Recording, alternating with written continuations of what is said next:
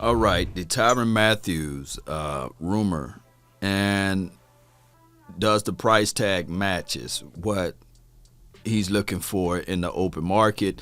He's been on the market for a minute now, and according to Jordan Schultz, a good close friend of mine's, he pretty much saying that basically, will Jerry Jones spend? And it's not necessarily Jerry. We know Jerry got his own warts that he's dealing with right now. He ain't lying. But will Stephen Jones spend the money? That is the situation. And of course, we got Malik Hooker. We read up my guy Jayron. So I don't really see the Cowboys spending for the Honey Badger, Tyrann Mathieu. For those who don't know, I don't see the Cowboys spending money for the Honey Badger. If he somehow fall upon the Cowboys, then that would be a miracle, right? So the Cowboys' best interest would be going into this draft, looking at everybody that they can see in this draft and bring forth a safety or a nickel corner that can fit inside. And keep in mind, Jordan Lewis, who changed his number to number 2, had his best season ever, basically. And I'm not saying that Jordan Lewis is better than the Honey Badger, but from the Cowboys' eyes, he is better. Just like when we look at Luke Gifford at LVE, from the Cowboys' perspective and eyes, that combination is better than Bobby Wagner. That's the reality of it. And I don't want you guys to take my messages as it relates to me spitting to you guys this way as Law being some type of negative person. I get multitudes of people saying, Law, you're negative. You're negative about the Cowboys. You got to sit back and wait and let all of this play out. Well, we go off of historical reference or historical data, and it shows and it supports what I'm saying. And this is not me reaching or anything. And I'm not finna call Stephen Jones out of his name, right? I'm just saying that the guy, he like his guys, or he likes the bargain deal. Now, the backstory of, dare I say, Dante Fowler, I got to bring this in. He was at a stoplight. He nearly hit, it was a stop sign. Excuse me. He drove up to a stop sign. I guess he went over the line and nearly hit an older man. The older man said something to him. Maybe he said the N-word. We don't know, as far as the information that I got. And he said something to him. Maybe he said F you and everybody else, right, that's in the car. Then Dante Fowler proceeds to get out of the car, meet the man face to face. The man is 55 years of age at the time. He's 60 now. Oh, by the way, we don't have details of the race of the man. Dante Fowler was 22 at the time. He was hot. He was angry. He was upset. So he pushed him and he punched him and he pushed the glasses off the man's face and he crushed him. The guy had a bag of groceries. He took said grocery bags and flung it to the nearest lake that was close in that subdivision. And people, the people saw that or what have you, and reported it, and he jumped back into his car and he drove off. We all been there. We all had that moment, right? The good book said be slow to anger. The good book didn't say have no anger. It says be slow to anger. Trust me, I'm one of the people who have a real bad temper, and sometimes your temper can get the best of you. So to make a long story short, in 2017, heading into 2018, this all occurred. Dante Fowler heading into training camp for the Jacksonville Jaguars at the time. He had to get something off of his chest, and he apologized to the media. He apologized to the man, and the NFL proceed their findings, and they suspended him for 1 game. And the rest is history. 5 years later, the year 2022, the same guy looked on TV and said, hey, that's the dude that did this to me. And he took everything to a civil case.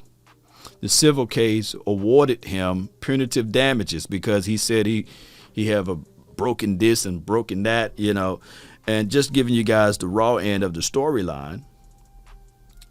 The guy won. the guy won in the civil case, and of course, it was a misdemeanor assault, battery, tagged on to mischief. They also tagged a case as it relates to this misdemeanor theft because it involved a man groceries, for crying out loud, being thrown into the lake. So all of those things somehow fell upon this man in 2022.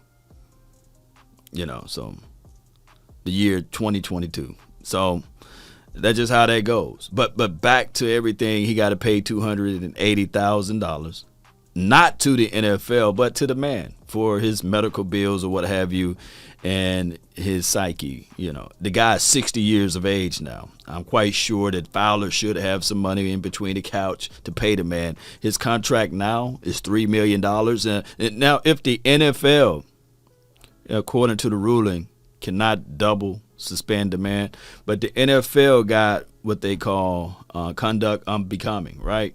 So if the NFL looks at this and they revisit everything, they still have right, because remember, Roger Goodell have total control. They signed off on that in the last agreement. He have total control to charge or fine what he will like to fine. And the NFL also have the weakest, the players union have one of the weakest unions in the world. Right? There's no rhyme or reason, whereas we can look at the fines that CD Lamb got last year of waving goodbye, and we've seen other football players, not going to name their names, do the same thing and not get fined. So it is what it is. It is what it is. But back to the Honey Badger Cowboy Nation, the whole rumor aspect of him coming to the Cowboys, I'm quite sure that the players know how to work this thing. And one of the things that they know how to do is, hey, placate the Cowboys. The other teams that were in the mix or that are in the mix, the Colts, the Saints, the Broncos, the Eagles, the Ravens, the Steelers. And I heard that the Steelers defensive coaches already saying, hey, come on over here, man. We got some good stuff happening over here in Steelers country. So it is what it is. Cowboy Nation, I believe that the philosophy of Stephen Jones, he's going to stick to it. He is absolutely going to stick to that philosophy, and there's nothing we can do. It's just sit back and talk about it, complain about it, and even explain about it, right? But he fixated on, we like our guys. And on top of that, they will make anything that they do sounds good, because they're going to feed their people to pump out and spend it and say, hey, wait a minute. This is a good situation. This is a good situation. Here's why, right? This is the savings. And I believe that this team will compete good enough to win multiple games next season. I think that we still can win 10-plus games. Believe it or not. We still can. But it's getting to the playoff. That's been our Achilles heels. It's winning when we get to the playoff. Think about this. Since the 2006-2007 era of the Dallas Cowboys up until now, the Cowboys they've been above 500 team. The problem with the Cowboys been when we get to the playoffs, we have not been that team that can consistently get out of the playoff, right, and go to the Super Bowl or win multiple playoff games. Case in point, since 1996, this is just me telling you guys the real, and I'm not being negative. Since 1996, we have 4 playoff wins. Regardless of how you cut it or slice it. 4 playoff wins. 4 of them. Barry Switzer was the last coach to coach this team with 5 playoff wins. And one can argue those 5 playoff wins, collectively speaking, came from Jimmy Johnson players. We have done diddly squat since Jimmy Johnson left this team. That's the reality of it. That's my time. I really thank you all for yours. And remember, you're listening to nothing but the best. Go Cowboys. It is.